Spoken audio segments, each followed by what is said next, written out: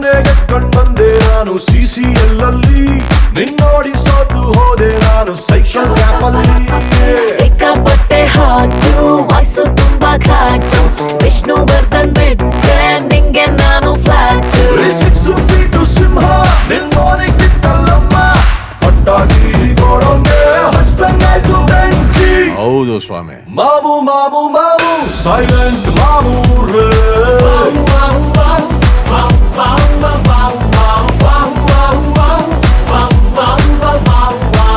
ಇವಳಿಂದ ಇವಳಿಂದ ಇವಳಿಂದ ಇವಳಿಂದ